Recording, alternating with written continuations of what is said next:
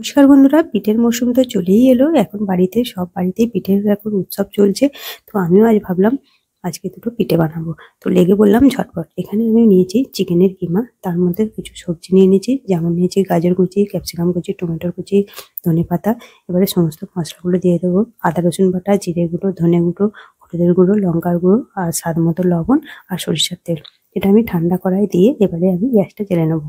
এবারে এইরকম জল ছাড়া আমি চিকেনটাকে ভালো করে কষিয়ে নেবো। চিকেন কিমাগুলো এরকম শুকনো শুকনো চিকেন কিমা দিয়ে পিঠে কিন্তু খেতে সুস্বাদু আর দারুণ লাগবে। আর শীতের রাতে তো বলাই বাহুল্য, দুর্দান্ত স্বাদ হয়েছে। আর গাজর কুচিটা অবশ্যই দেওয়ার চেষ্টা করবেন। চিকেন কিন্তু সলিড চিকেন একটু শক্ত হতে পারে, তাই গাজর দেওয়ার কারণে চিকেনগুলো খুব সুন্দর নরম হয়ে থাকবে।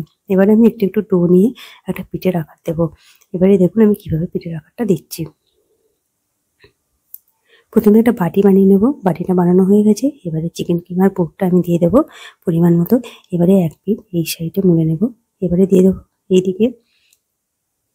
দেখুন তো নৌকার মতো শেপ হয়েছে কিনা। এটাকে আমি একটা নাম দিয়েছি নৌকা চিকেন পিঠে।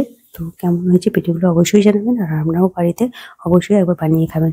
এবারে স্টিমারে সিদ্ধ করে নেব। এখানে এখানে 6 থেকে 7 মিনিট আমি স্টিম করে নেব। এবারে পিঠেগুলো হয়েছে কিনা আমি দেখে নেব। তো পিঠেগুলো আমার একেবারেই রেডি। এইভাবে দেখবো। তো এইভাবে দেখুন পিঠেগুলো আমার রেডি হয়ে গেছে। কাঁচা থাকলে এগুলো হাতটা বসে যেত। তো কি সুন্দর ফুলে উঠছে, তাহলে জানবেন হয়ে গেছে।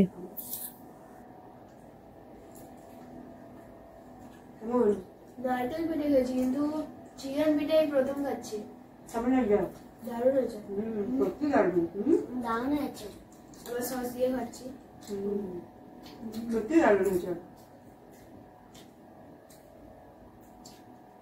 চিকেনের মশলাটি